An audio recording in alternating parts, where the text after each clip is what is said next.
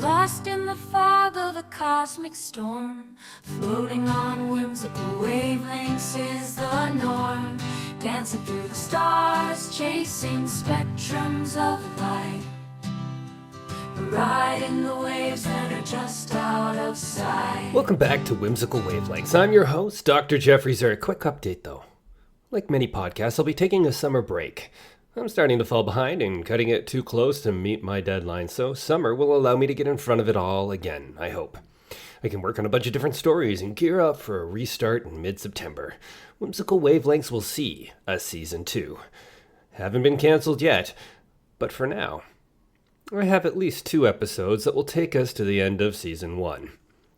The rest of the summer will be encore episodes to fill the bi-weekly space. Today, we're going to start to cover a real scientific disaster story. No, it's not the Hollywood variety, although maybe it should be. And maybe it will be. I mean, we have the movie Oppenheimer. To tell the whole story here requires multiple main characters. Perhaps a TV series then?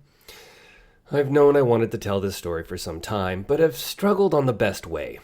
But here we go. And it starts at the gas pump. And a question: ever wonder why all the pumps say unleaded gas? Or perhaps ask the question, why would they need to? This is a story about scientific discovery, advocacy, environmentalism, and corporate greed. It has direct ties to the Manhattan Project and the age of the Earth, between the 2 episodes anyway. So buckle up, because here we go. I think I'm going to start with some history of lead before launching the story, at least the beginning of the human story. I bet anyone listening to this podcast already knows lead is not good for you, our health in general. A notable scandal in the last 15 years is the Flint, Michigan water crisis, where pipes containing lead brought water to the homes of people.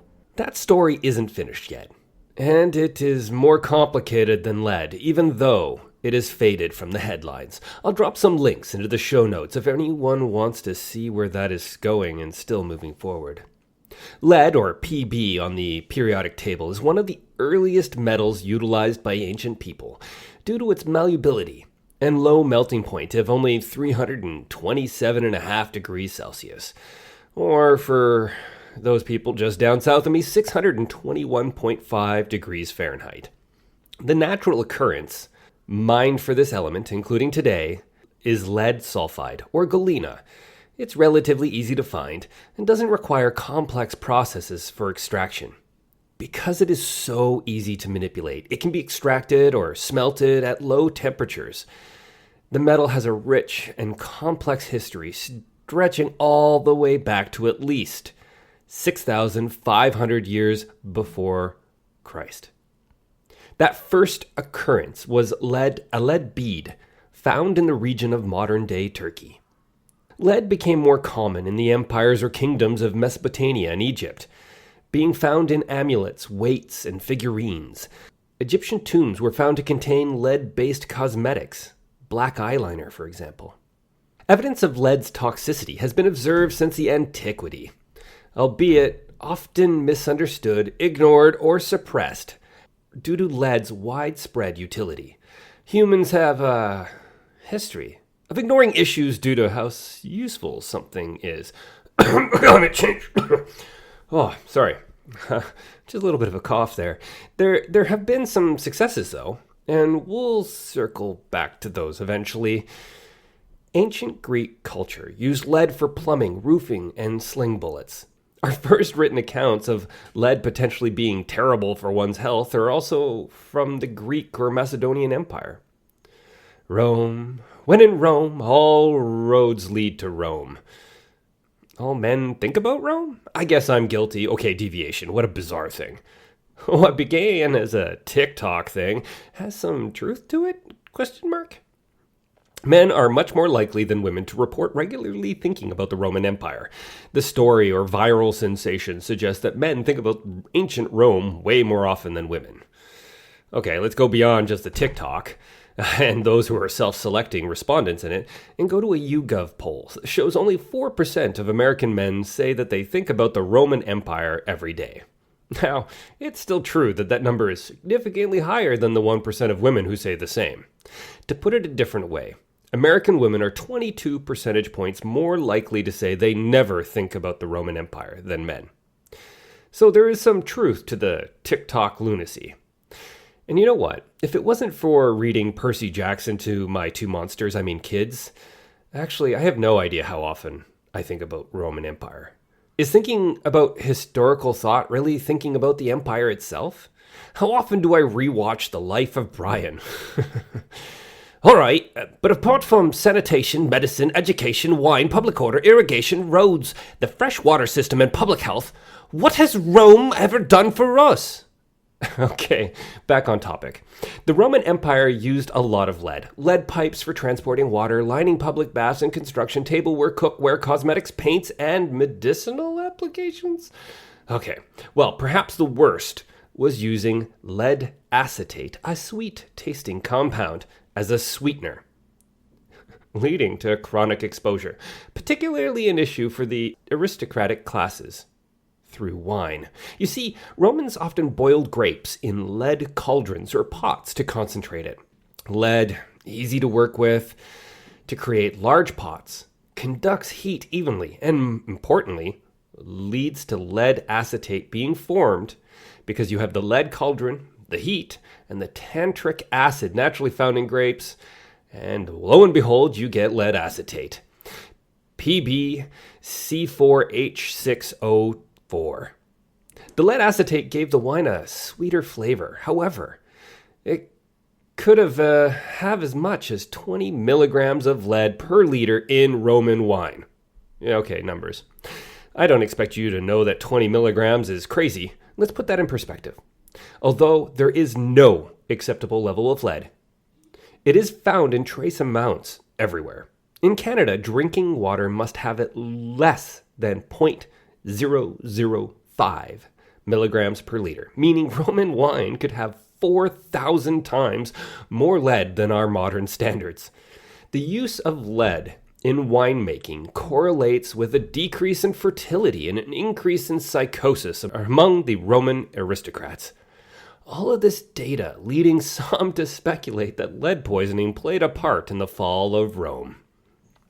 Yeah, more on this and lead's effect in society later in the sibling episode. Bum bum bum, foreshadowing. After the Roman Empire collapsed, lead was in less demand, but it was still widely used. Demand picked up again in the 15th century due to the invention of the printing press. More specifically, an alloy of lead, antimony, and tin. Over all this time, from Greeks to the end of the Renaissance, there were observations, data, and writing that lead was dangerous. An example from 1656, the English physician Samuel Stockhausen published On the Poisonous Diseases of Miners. He identified lead fumes and dust as toxic and associated it with lung disease and nervous system damage. He's often considered a pioneer in the occupational medicine. This type of data and observations led to some restrictions to protect workers in glazing and ceramics. But in reality, it took till the 20th century. Lead's usefulness just mostly outweighed the concerns, and its use remained extremely widespread. Sad. It seems we fall into this trap way too often. One of the first laws that tried to rectify some of the ills that lead caused is from 1864. The United Kingdom Factory Act, one of the earliest laws to limit lead exposure for women and children in certain workplaces, to pull a sentence from the act. Every factory to which this act applies shall be kept in a cleanly state and must be ventilated in such a manner as to render harmless, so far as is practical, any gases, dust, or other impurities generated in the process or manufacture that may be injurious to health. I guess it was a step. Enforcement wasn't exactly strict, so you could ask the question, was this law useful? Perhaps the real first push to deal with the effects on workers started in 1919 by the International Labor Organization. Today, the organization is part of the United Nations. Back then, it was part of the League of Nations. Its mandate was to advance social and economic justice by setting international labor standards, one of the UN's oldest specialized agencies and founded on the utopian ideas of the founding members: social justice and the right to decent work. A complete aside, see, people were talking about social justice way back at the turn of the 1900s. So recommendation number 4 in 1919 under the International Labor Organization was an attempt to ban white lead from paint. White lead is a complex salt containing both carbonate and hydroxide ions used as a pigment to make paint a nice, bright white. An outright ban was pushed back on by industry, and a compromise was made, eventually. Convention number 13, adopted in 1921, prohibited the use of white lead in the internal painting of buildings for those countries that signed on. 50 in total, so quite a lot, but notably many of the behemoths of industry did not sign on to it. This is a good spot to pause the history of lead and regulation, because this is the time frame where the story really picks up in earnest. Yeah, you know what? My prologue is out of the way, and it's time to introduce the characters of the main story. The first is the invention of the automobile. In short, the first to be produced came out in 1888 in Germany. By 1903, 62,000 were being produced. The growing popularity of the automobile led to improvements, and not just the car itself. The petroleum industry, between this and coal, the stage was set for some of the issues we're facing today. Cars and the need for a standardized fuel brought about technology to produce gasoline, replacing kerosene and coal oil. We'll come back to that in a second. But with the increase in heat and burning of these new fuels, the need for heat-tolerant mineral oil lubricants also became larger. So humans developed new products, replacing vegetable oil and animal oil. New technology disrupts the marketplace, and a cascade of changes follows. Sounds familiar, I bet. Not unlike the internet or the smartphone.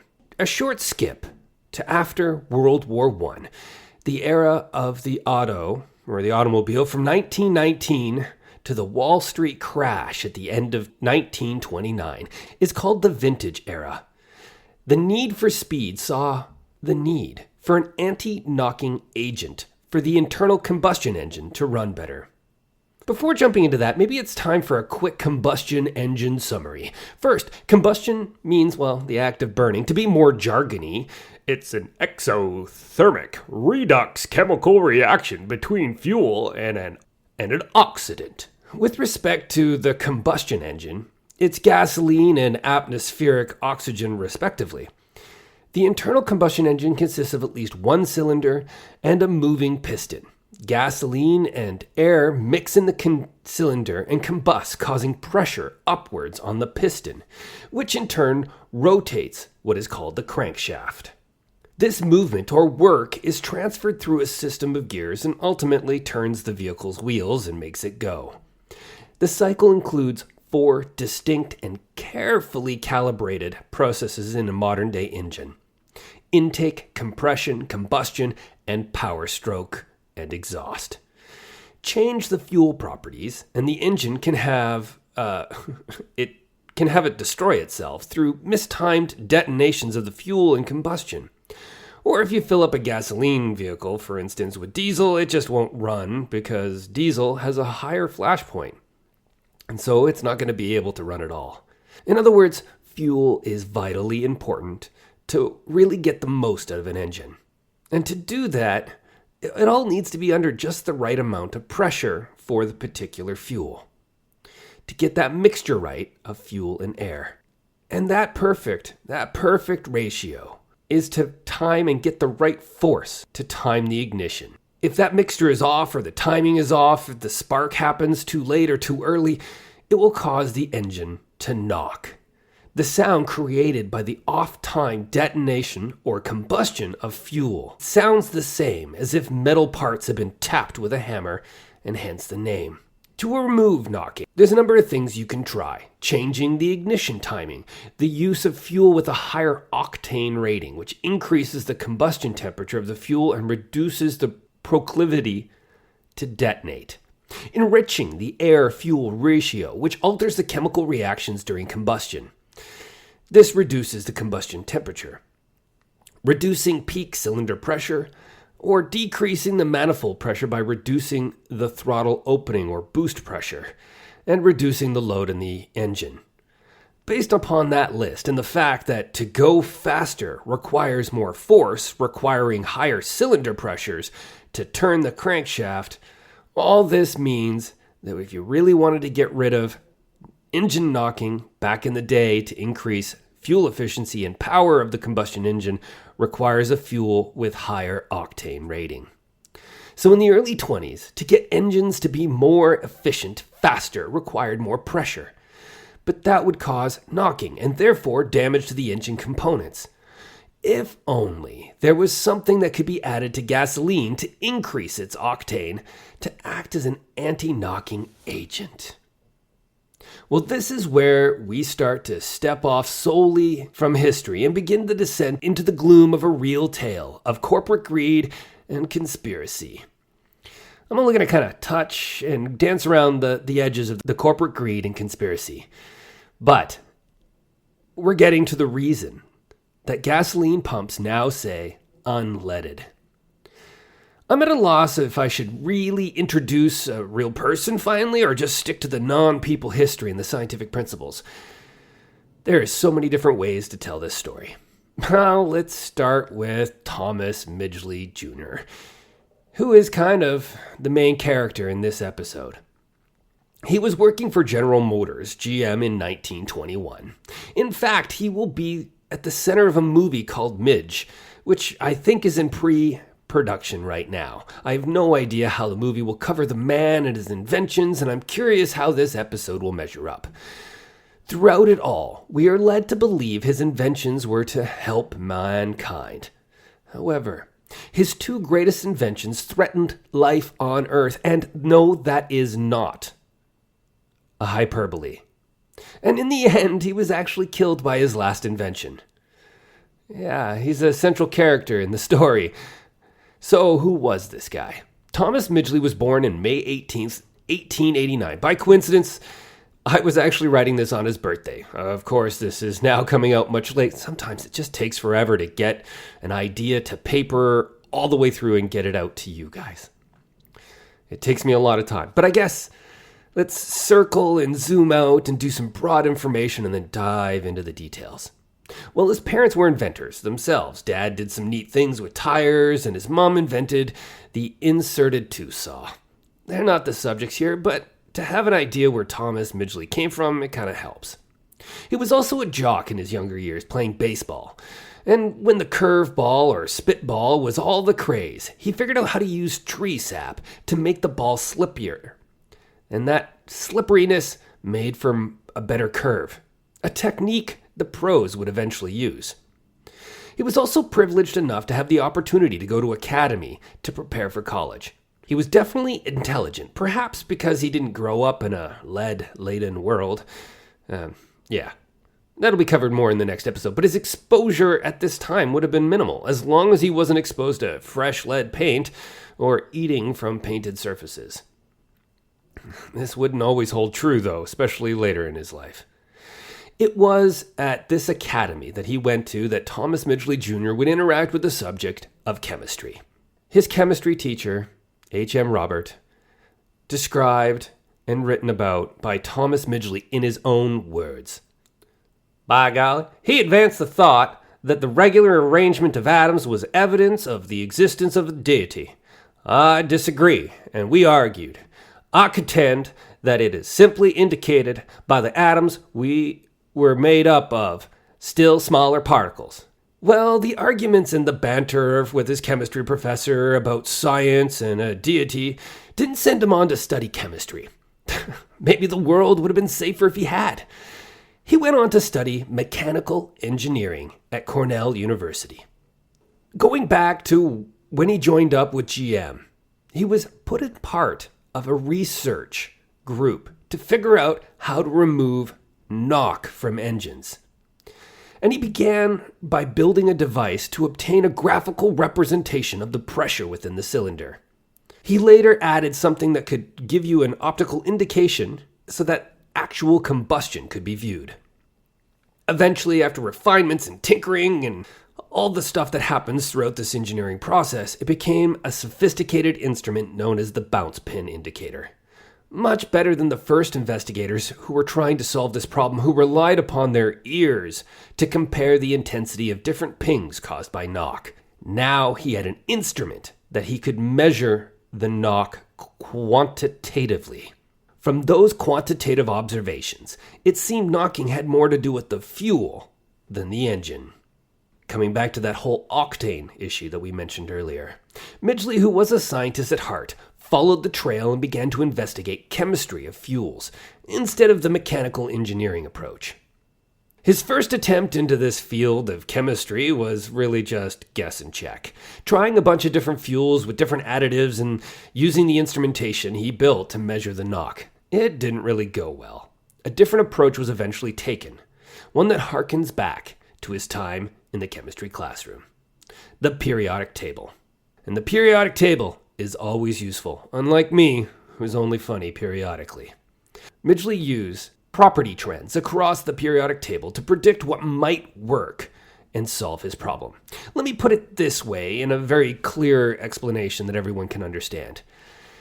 The column of alkali minerals, like lithium, we know how they react with water. The reaction gets more energetic as the increase in size and protons. So as you go from lithium to sodium, etc., down the line, they become much more energetic when they react.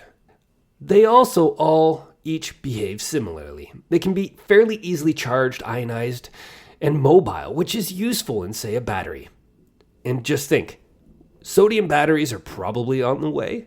At any rate, before we get too sidetracked, he used the periodic table to provide direction and guidance to test fuel additives, and that process brought about tetraethyl lead, or TEL. It's produced by reacting chloroethene with sodium lead alloy. Lead and sodium are abundant and cheap, and the process could be patented. Yeah, it's early 1920s. We knew all about lead's health concerns. But this solved an anti-knock problem in a way that they could make money. Money. There was other anti-knock compounds like alcohol, but that wasn't patented and had other problems. Okay, yes, now that we brought up alcohol, it's time for another deviation. You know, oil was not always preordained to take over the world. Sticking with the same rough timeline, we need to talk about alcohol. We tend to see the world today as, obviously, oil was the reason cause caught on. It's actually a lot more complicated than that. When oil was first extracted, it was done with comparatively light crude. They didn't need to do much to get the products they could use, primarily kerosene. The heavier parts of what were extracted from the crude was waste. They began to basically throw it out or burn it in open pits. The fledgling oil industry also underwent some good old capitalistic merging into monopoly pretty quick under the banner of Standard Oil in North America. A corporation like that has money, has the ability for research, and most importantly, has the ability to find new markets. And of course, with all of that comes power. For most of the world, from the invention of the automobile until about the 1930s, the most available fuel was actually alcohol. Many vehicles and motors at the time could run on both. But alcohol is not as energy dense. At the same time, it could compete with gas if the engine was designed for it. Because alcohol could be run with higher cylinder pressures. Yeah, you can have less knock and get better fuel efficiency. You could actually compete with gas because you could go at this higher pressure. And perhaps an oil-alcohol blend was the best of both worlds. Surprise. The US, though, was going through some stuff with respect to alcohol. Prohibition and previous taxes made oil the cheaper fuel. For most of the rest of the world, alcohol was actually the cheaper fuel. Hence, why it was more available. Today, oil is obviously more available for this kind of fuel. It's hard to imagine being able to produce enough alcohol to run all the engines of today. Maybe if oil was passed up, we'd have to switch to electrical vehicles earlier, and maybe we'd not have the same climate issues.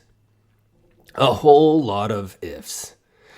But let's just run some back-of-the-envelope numbers here, with lots of caveats. Worldwide, we use about 27 million barrels of gasoline per year for cars, amounting to 4.29 billion liters.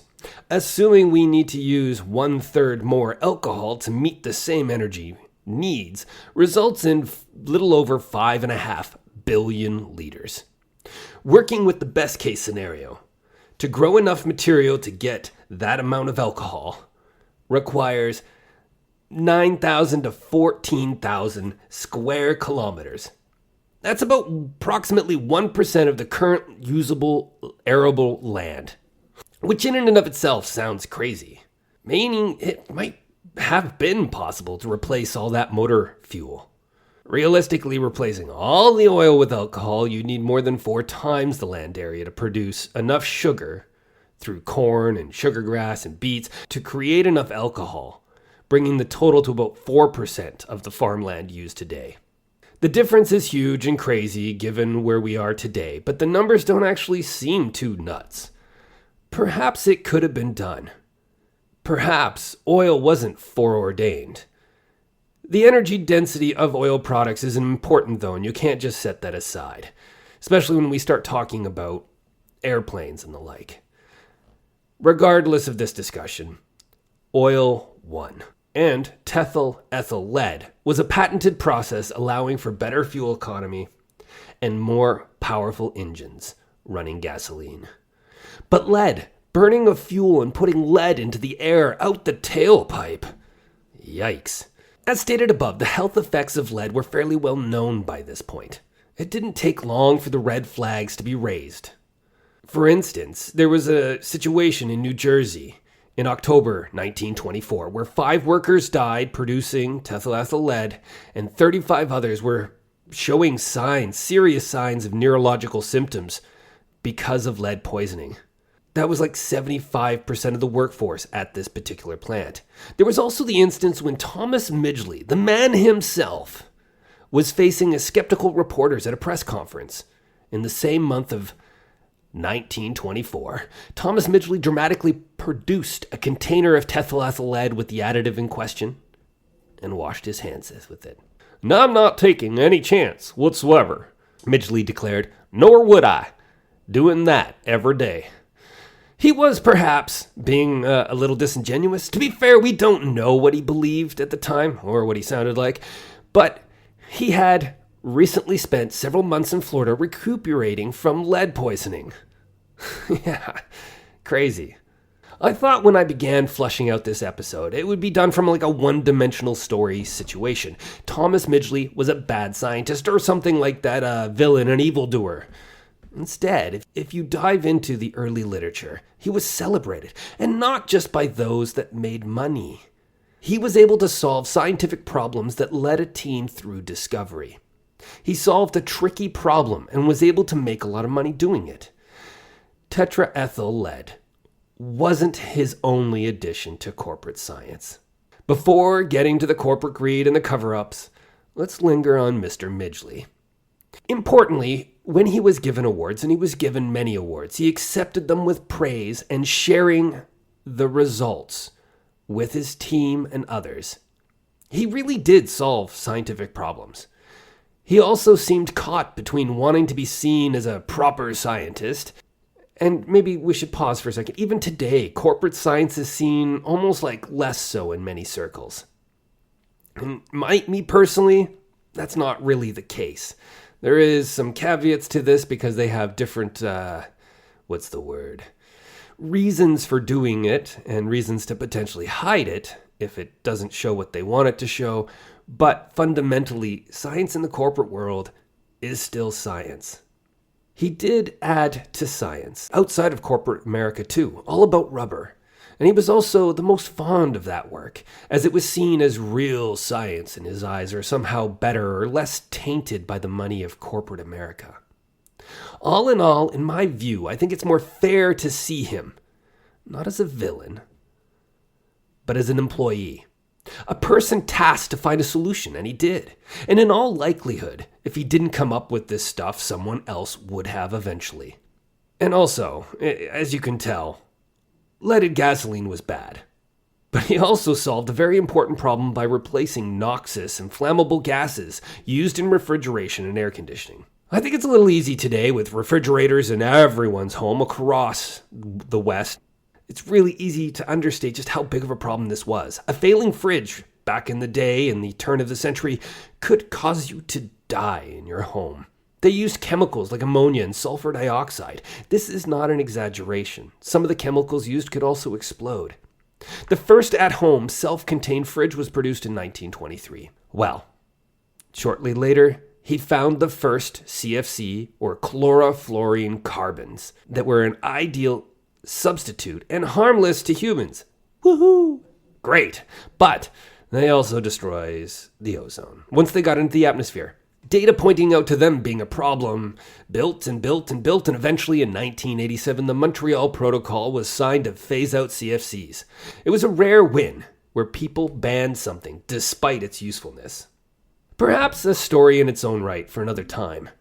Now, on to the final act of this episode. The corporate money.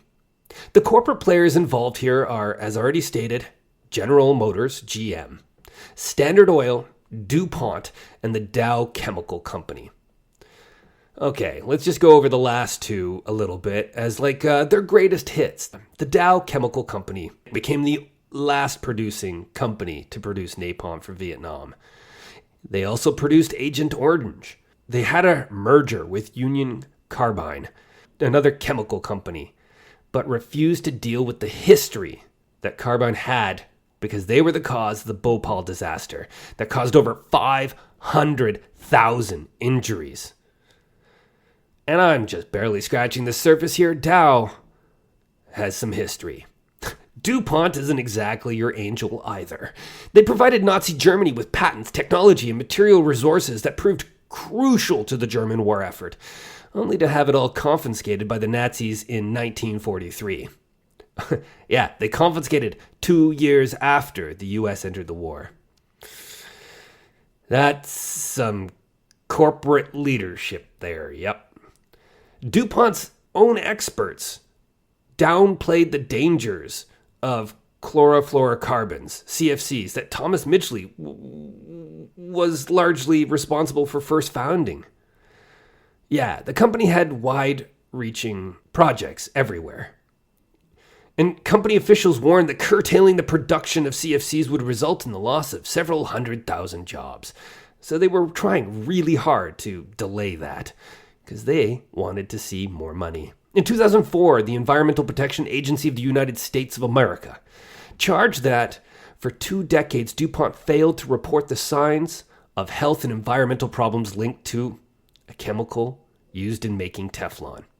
Both these companies have a large history of messing up the environment and messing up people.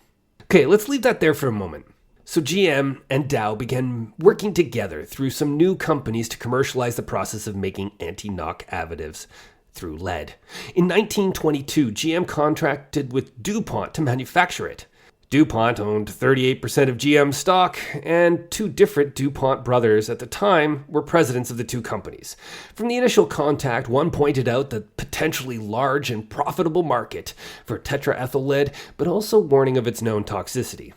So yeah, even the CEOs or the owners of those companies knew the problems existed, well before it became ubiquitous everywhere. GM wanted to produce this stuff fast, not safe. They wanted to get tetraethyl lead containing gasoline to market, and they started in 1923, before there was proper ventilation and procedures to keep workers safe. A DuPont worker recalled that the tetraethyl lead at these beginnings were handled in open buckets, and the operators dipped their fingers into it in order to test its look, its clarity, what was the fluid like. By the end of the first month of operation, one worker had died from poisoning, and others had less severe cases. Now we enter the Standard Oil Company. The Standard Oil had figured out a better way to manufacture tetraethyl. GM, though, had all the basic patents for the application as an anti-knock agent. The corporate villains of this story did what you would expect when they all wanted money. They joined forces, forming the Ethyl Gasoline Corporation in 1924. Remember just a few moments ago I mentioned Thomas Midgley had lead poisoning just before that ill-fated media stunt? Well, it wasn't the only source of warning. There were also the correspondence between the fellow colleagues and other researchers, stating how toxic that it was. Despite all of this, it seems Thomas Midgley was not all that concerned about the health issues. There were also some tests, we'll call them that, in 1924 where animals were exposed to leaded gasoline exhaust. But the results found the danger to the public of breathing lead in automobile exhaust was negligible. The previous example where workers died and many were hospitalized in the making of tetraethyl was not the only industrial accident. There was many others associated with the making of tetraethyl. It led to the Surgeon General getting a committee composed of authorities in areas of industrial hygiene and clinical medicine to conclude that gasoline was not a hazard to the public. There are at present no good grounds for prohibiting the use of ethyl gasoline with the composition specified as a motor fuel, provided that its distribution and use are controlled by proper regulation. However, there was so much new and increase in the number of automobiles, the committee recommendation was that the study should be continued under the supervision of the Surgeon General, just in case they missed something. Needless to say, that was never followed up on. The studies did not happen. So all in all, after a 1-year hiatus, due to all of the industrial accidents and making of the product, leaded gasoline was back on the market, with more regulations to try to protect workers. So there we have it. There sets the stage for the use of leaded gasoline. Its wide usage in all kinds of engines the world over. Some conspiracy theories suggest that corporations actively suppressed evidence and bribed scientists and politicians to maintain the profitability of leaded gasoline. The idea that they prioritized profits over public health, knowingly exposing generations of people to a dangerous neurotoxin.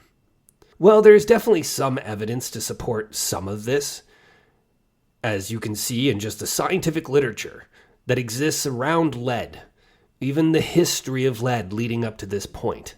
I still get the feeling that people still were unable to understand, once it came out of the tailpipe, how much of it was actually getting into the environment, getting into people. And that's a great place to leave off. Because in the next side of both these episodes really could be treated as standalones. We start with the idea that lead's everywhere. And we're going to start talking about how one man, on a quest to figure out how old the Earth is, came about and basically stopped or provided the necessary data to take leaded gasoline out of the market. So this brings this episode to a close. Still a little concerned about what's going to happen in the next couple of weeks as I pare this down and get ready for a little bit of a summer hiatus to be able to balance the work, summer vacation trip with my my kids, and getting ready for season 2. I will be back for season 2. I'll put in some of my favorite episodes from this season as kind of a stopgap before I restart in mid-September. That's right, it's how I'm going to celebrate my birthdays with the start of season 2. All right, I'll see you in 2 weeks. Lost in the fog of the cosmic storm, floating on whimsical wavelengths is the norm. Dancing through the stars, chasing spectrums of light, riding the waves that are just out of sight. In a world so chaotic that misbehaves, melodies that echo show us it's always colors intertwine, painting the sky. We're lost in the rhythm as the universe flies by. Oh, we're tuned in, feeling the beat of the unknown. Can you hear it? It's echoing through your bones. In this melodic maze we